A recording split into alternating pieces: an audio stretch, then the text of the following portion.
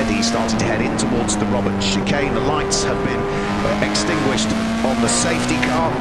Danny Cassar will look to try and get a break from Dan Ludlow if he can, and push on nice and early. Remember, they've had to work to even get this hot pole-sitting Honda Integra onto the grid, and as they head in 2x2 order up towards the start-finish line for the final race of the season for the Classic Sports Car Club, we are about to see the red lights extinguished, and we will get racing for the final time this season. Lights go out. It is a good start from Danny Cassar. A little bit slower away is Dan Ludlow, who might already be coming under pressure from Steve Simpson's Peugeot as they head up towards the braking area for Redgate Corner.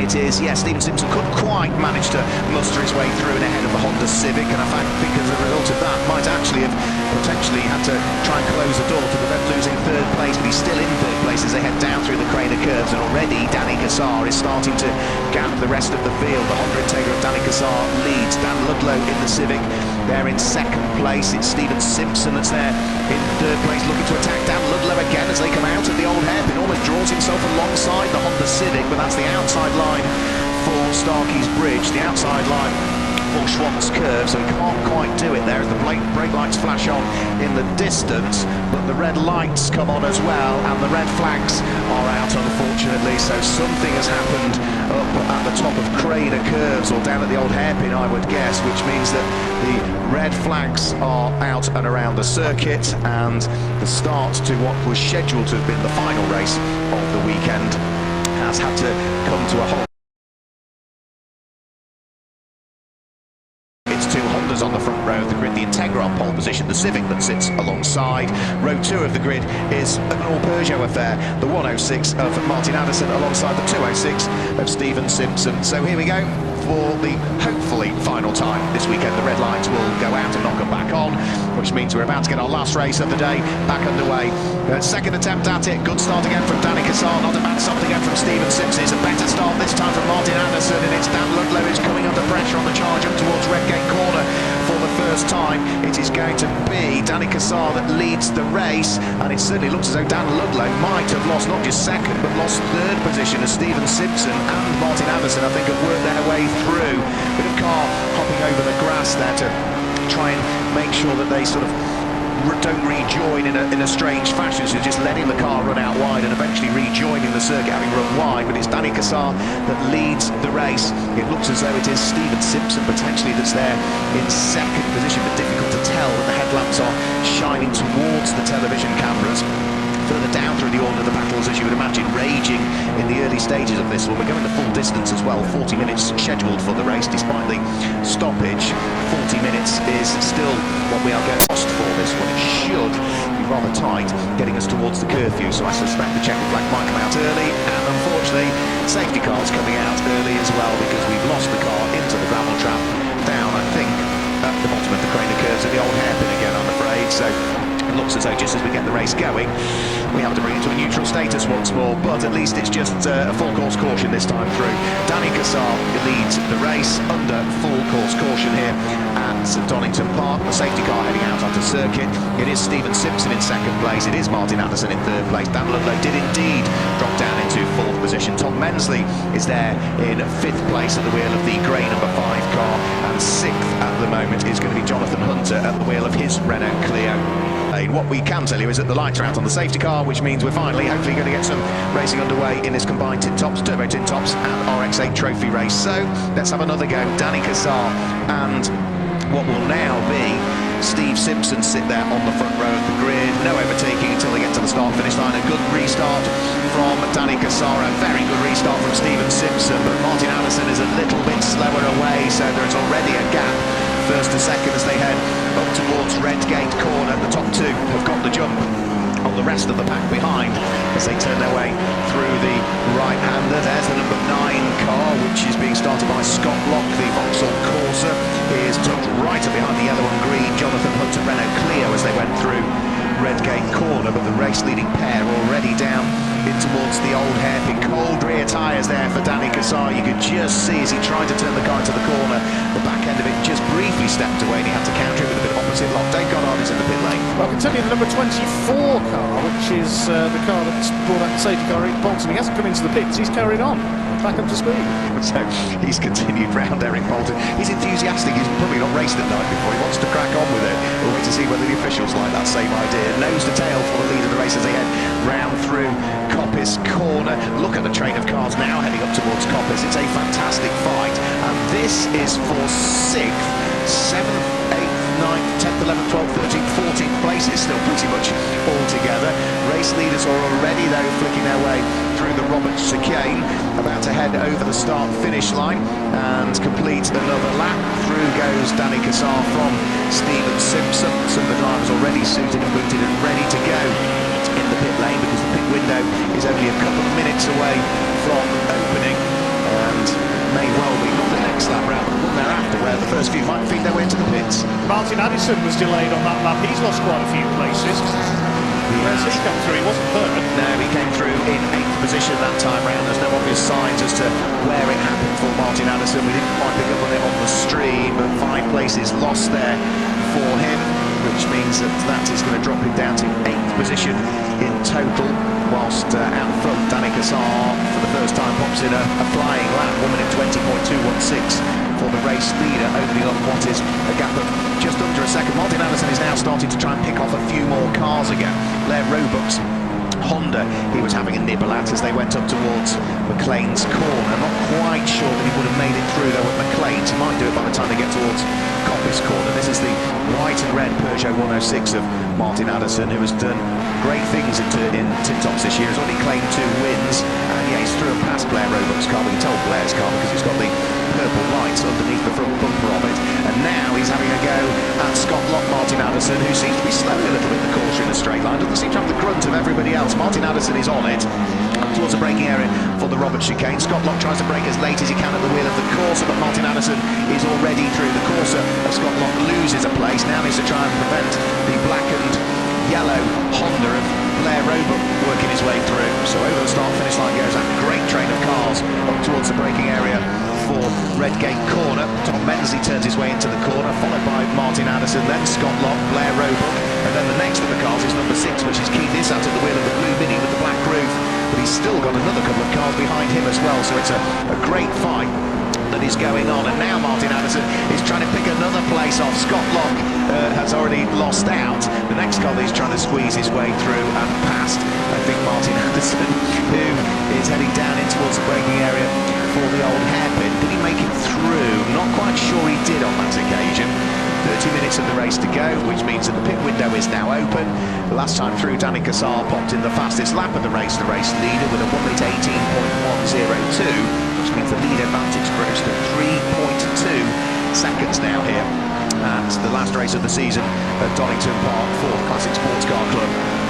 There's Blair Roebuck. Look at the brake discs glowing again on that car. We've seen a few that are glowing at night. Fantastic sight it makes. Blair Roebuck looking to try and hang on to the position if he can. He started this lap in 8th place at the wheel of car number 8 and is right in the thick of it as he heads in towards the braking area for the Roberts chicane. He's got a couple of cars queuing up behind him, but Blair Roebuck this time heads for the pit lane. So the first of the scheduled pit stoppers, number 8, Blair Roebuck, heads into the pit lane, which could be a sensible stop, Dave Goddard, because he was sort of in the mix of traffic and they would have been slowing each other up. Yeah, this is going to be a car to watch later in the race. He's had some strong performances this year, particularly at Anglesey. Look at the brake discs. In North Wales, yes. Matching the purple lights under the car. They are great effect on this car. Orange, aren't they? That front left brake light is front left brake disc is absolutely orange. I can see the smoke coming off. It'll need to be careful here over the next few laps, Blair. Complete with his purple neons under the car. Good stop by the Recycle Racing team. Off he goes. Next into the pits, who we got here? That looks like Gary Barlow's car to me, the number 30. It is, yeah. Into the pit lane goes Gary Barlow. Dan Adams scheduled to take over that car. So Blair Roebuck exits the pit lane. We can see on the live television screen, which means that there's just one car in the pit lane at the moment. 28 minutes of the race to go. And the brake discs have just cooled down enough now, so as he heads around through Redgate Corner, you can't see them growing cherry red. But I notice the other car in the pit lane has a bonnet up. Yeah, whether this is just a check or whether there's a problem here.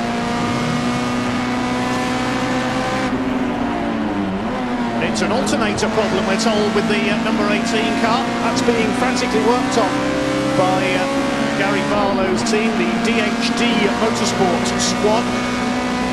There's apparently an alternator problem. I noticed the headlights were dimmed on the car as it came in.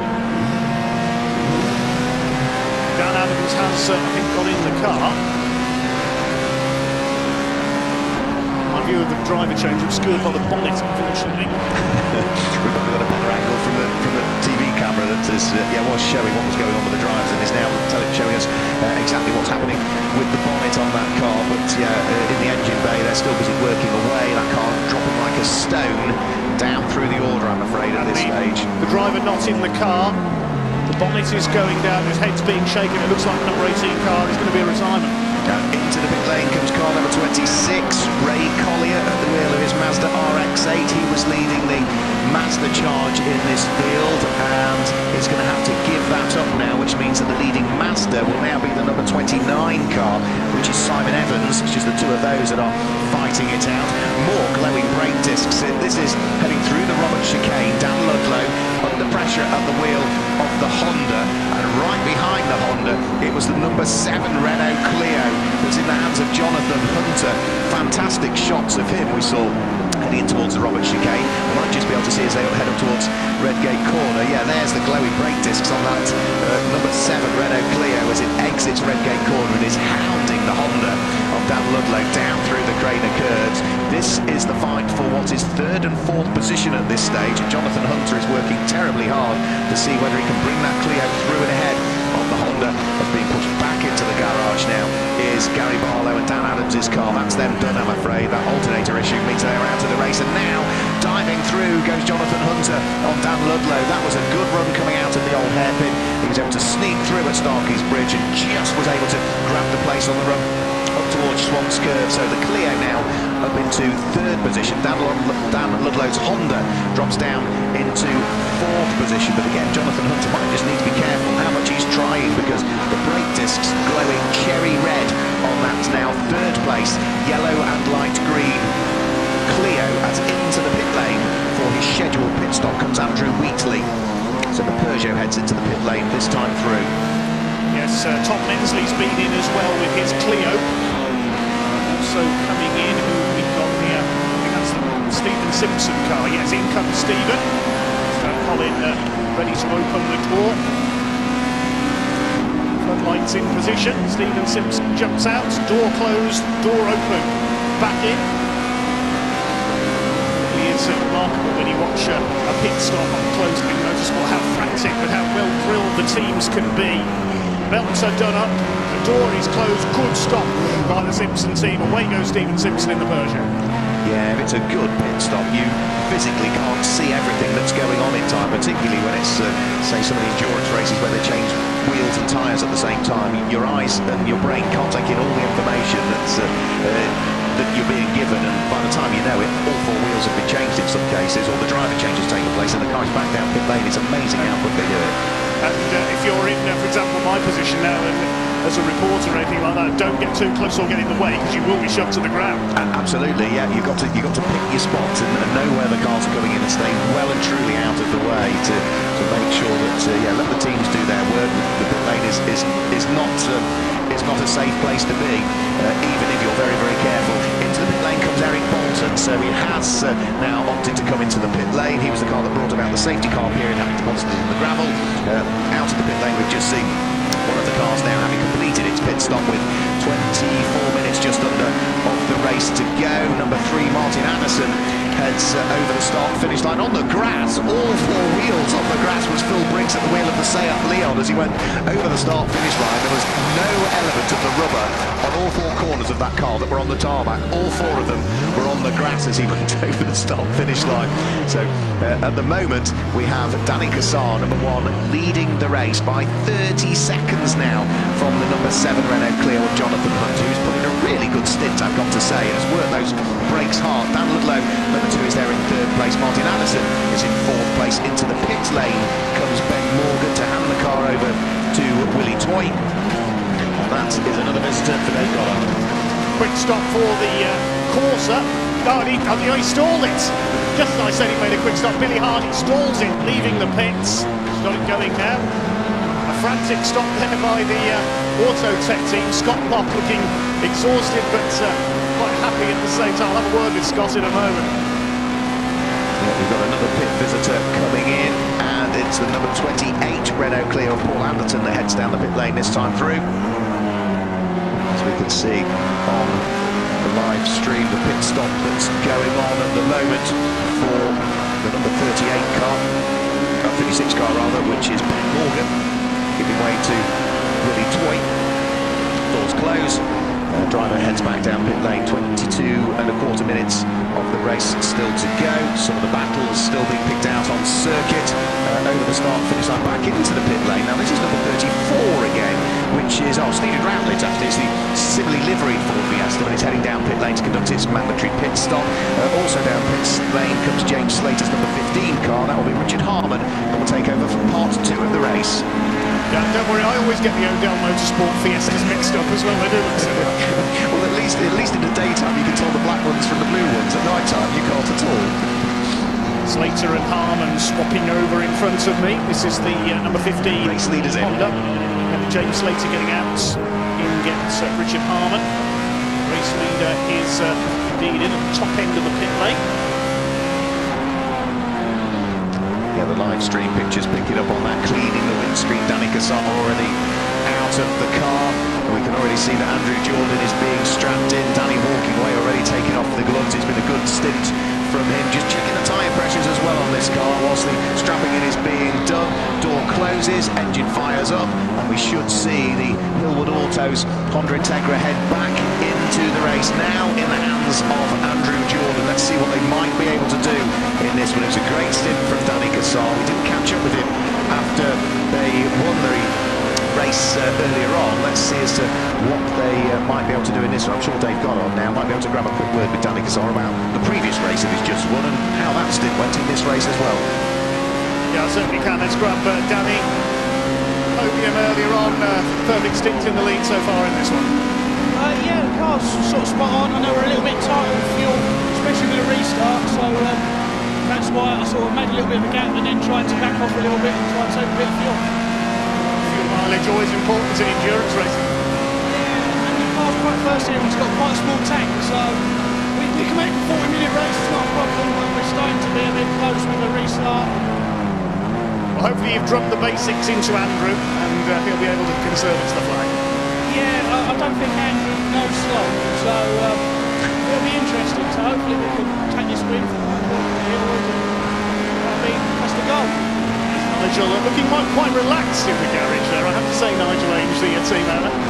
Yeah, it's Nigel's two cars. He puts a lot of time and effort into them, so it's great that we can hopefully pull off a couple of wins and a podium in New Millennium for him. Brilliant stuff, thanks Danny. That's Danny Cassar just got out of the leading car as in comes the number 7 Clio. The front brake discs are red hot on that car. The Robert Jarman, Jonathan Hunter car. Jonathan gets out.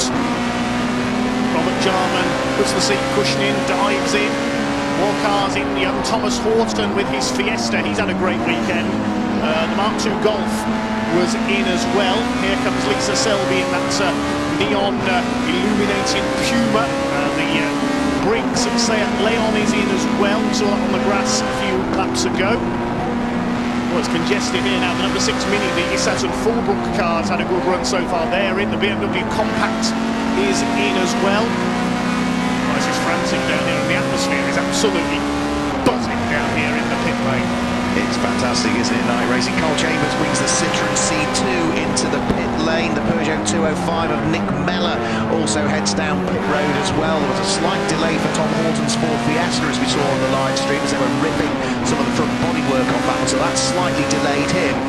And only now leaving the pit lane is number 7. That's a slow handover, isn't it? Jonathan Hunter to Rob Jarman. Yes, slightly slow there, and Nick Mellor nearly missed his pit there. He was sideways coming into his pit box. John White will get him. We're going to work with Nick, hopefully, in a moment. So John White is strapped in. I think this picking up the lead of the race now will be Martin Addison. The Peugeot 106 will be leading. He heads over the start-finish line, and the reason he's leading, he's the only car that hasn't now stopped Dave Goddard. We'll wait for Martin to come in. His young family are looking on from in the pit garage. So John White getting strapped in here. They're taking a while to get the belts done here on the 205. What's going on, says Nick Mellor, throws his hands in the air. There's smoke coming off the brakes of this 205. What the problem is here, getting the co-driver strapped in. It's a long stop for the Peugeot 205, number 22. Now the doors are closed, the Peugeot fires up. That's a disappointing stop, unfortunately. Away goes the white in the 22. So a chunk of time lost there. Dave Donington can't see whether he can catch up with Nick Mellor, but we might see Martin Addison come in at the end of this lap. There's only a couple of minutes to go before the pit window closes, and as things stand, he leads the race, but not by a huge margin actually. He is leading the race, and if he doesn't come in this time through, he's got to come in the next time through, otherwise he'll be too late in the race. Down in the pit lane, Dave Goddard has managed to catch up with Nick Mellor. Nick, bit of a troublesome stop there. Yeah, the girls couldn't see very well, no lights inside the car and stuff, so they tangled the belts and got it all askew and stuff, so we couldn't send it. So just had to go back and sort it out properly. But a good stint for yourself so far. Oh, it's a brilliant stint, I had so much fun. Finally got to do my race at my third attempt, so it was absolutely fantastic. I loved it, it's a great racing out there. So the first one though, the first start, I made up about 5 or 6 races, and then they re-winning us, didn't they? So the original order was gutted. Tell us about your season in general as well, 'cause it's been a very emotional year for you, racing in memory of Jake. Yeah, it's a funny situation, really. Funny, a bit sad. But, yeah, he passed away this time last year, so it's kind of changed my life a lot.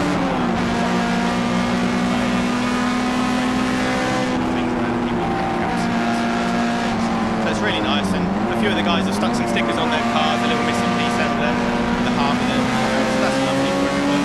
So yeah, it's So fair play for you too. Racing this year in the CSCC. Yeah, nice to hear from Nick Mellor, and it's great to see a smile on his face after what, without question, must have been a very, very difficult period of time for the family. But he's enjoying his racing, and as he said, he's putting something back in, doing some fundraising as well.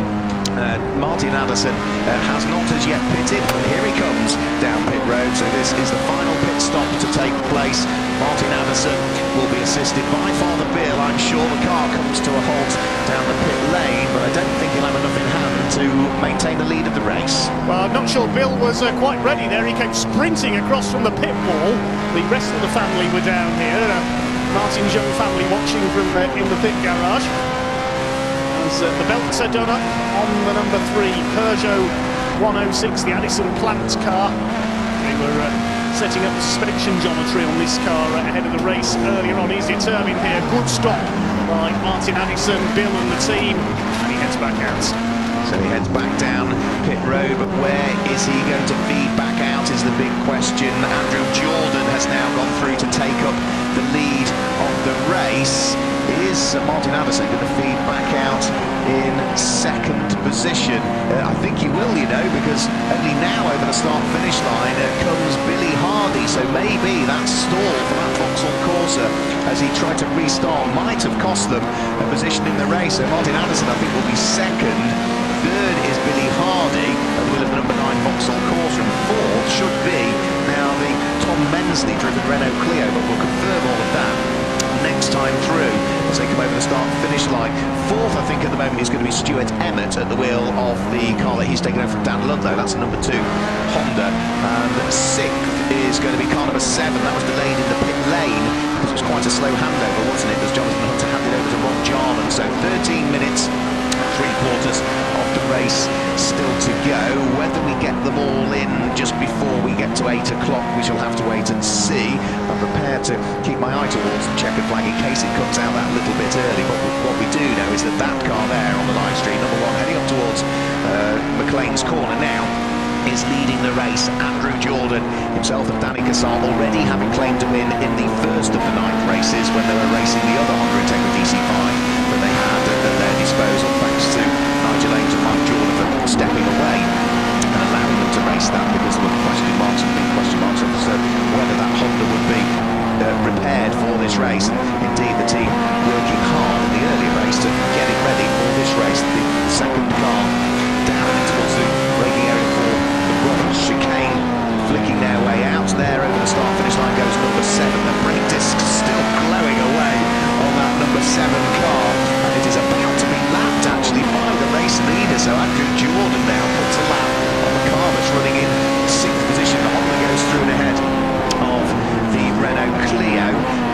it is only now the top 5 cars that remain on the lead lap as for what is the 19th time of asking. Down through the Craner curves goes the race leading car of Andrew Jordan onto the brakes, turning his way towards the right-hander at the old hairpin.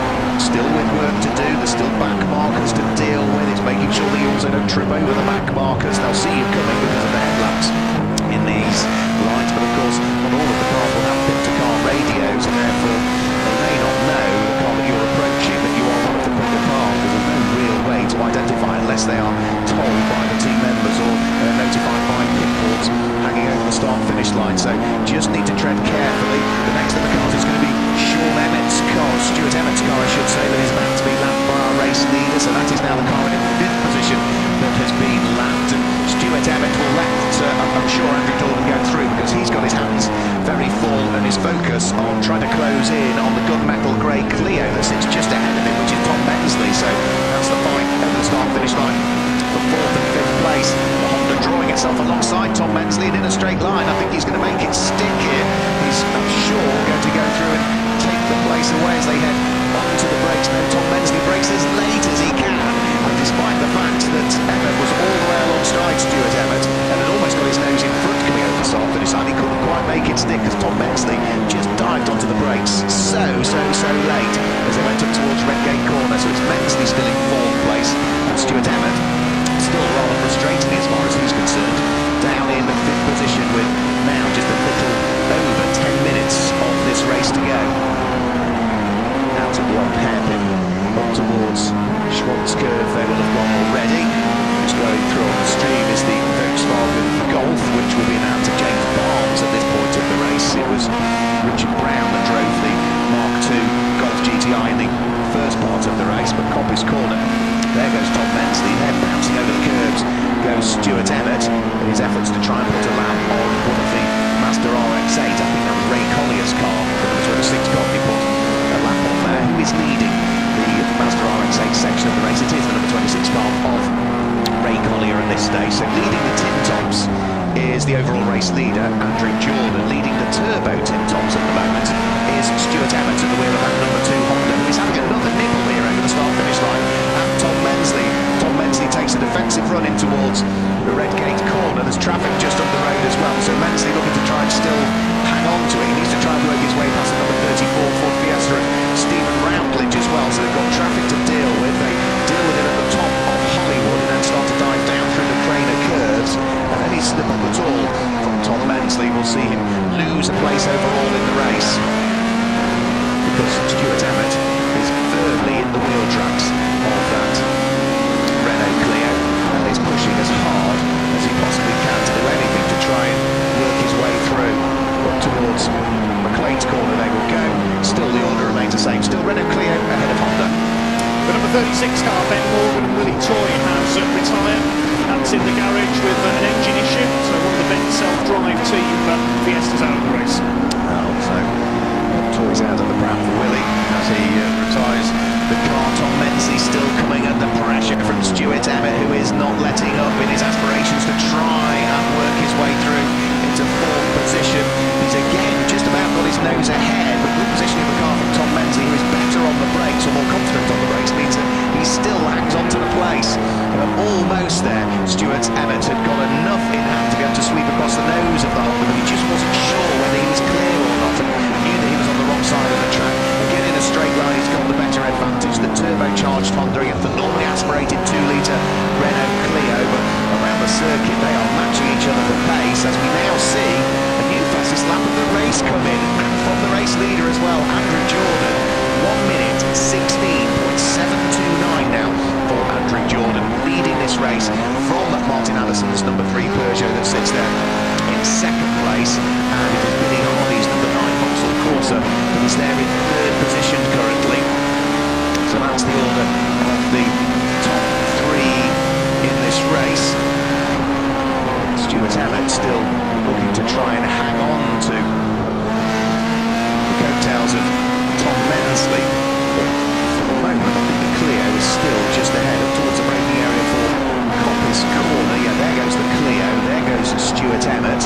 That's another car that they've now managed to put a lap on. That's the Ford Fiesta of Eric Bolton that they have now just managed to work their way through and pass, but these two are still absolutely together.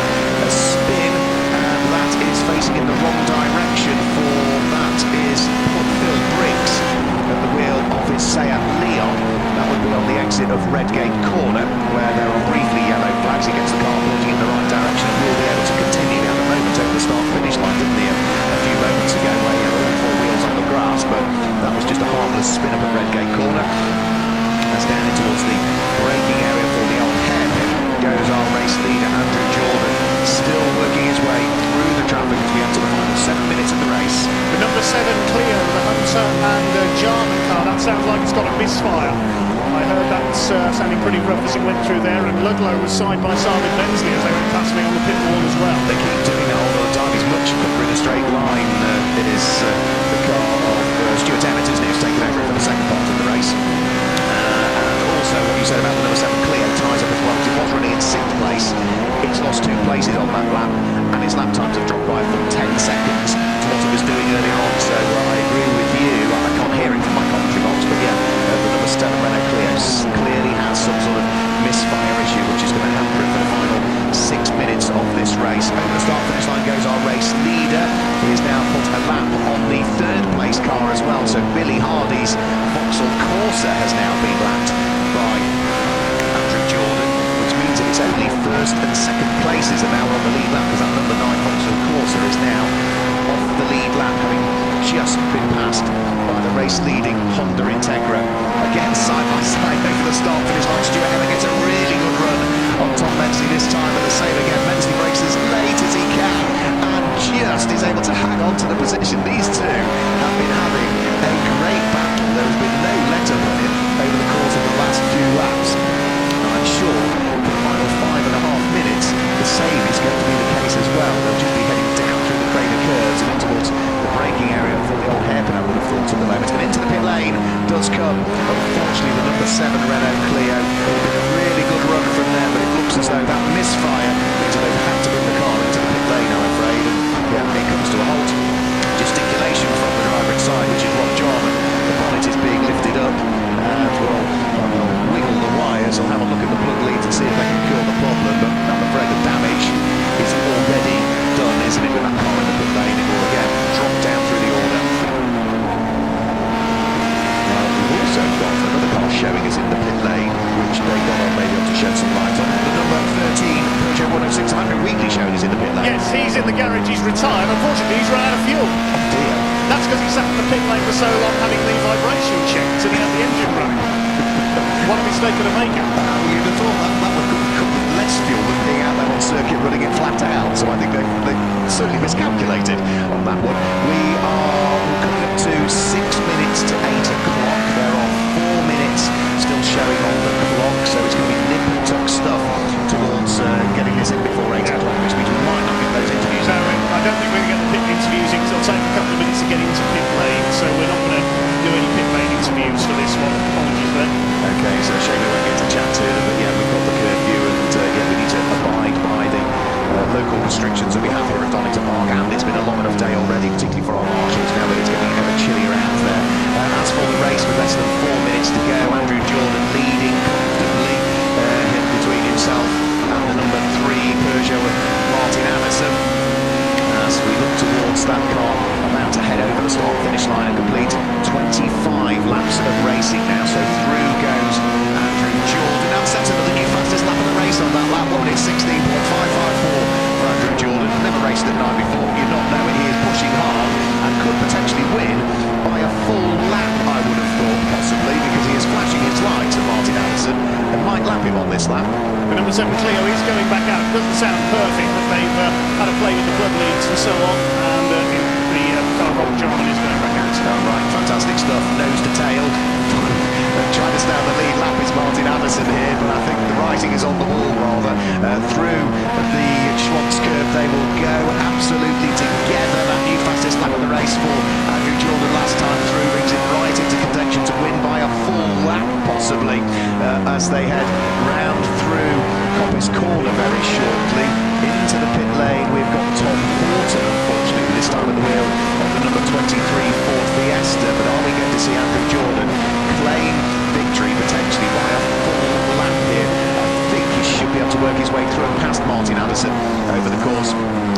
this particular lap, and if that's the case, then they're on course to win by a full lap. And just going through the Roman chicane now, just going to hang on Dave Goddard and see has he been able to lap Martin Anderson's Peugeot. The answer is no, not quite. Still just behind him as they head over the start-finish line.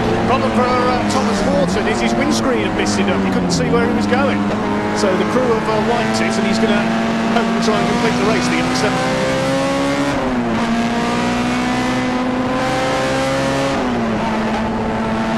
So over the start-finish line they have got 1 minute and 50 seconds to go.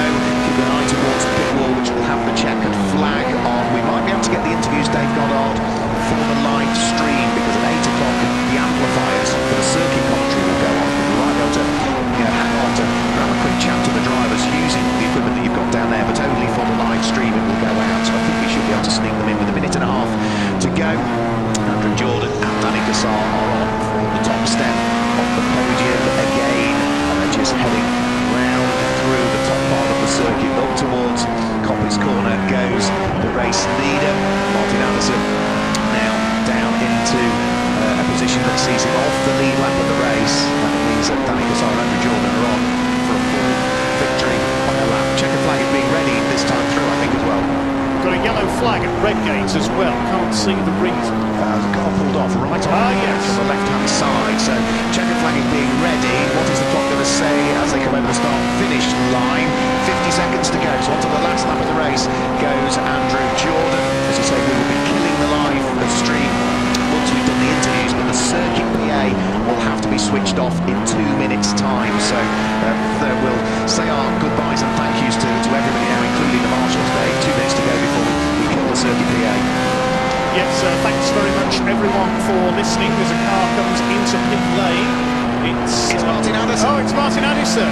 Martin Anderson comes into pit lane. The car that was running second in the race heads into pit lane. So right at the very end of the CSCC season, there's still another twist in the tail. That's now going to move Billy Hardy and the car of Scott Lockup into second position, and should move Tom Mensley up into third position.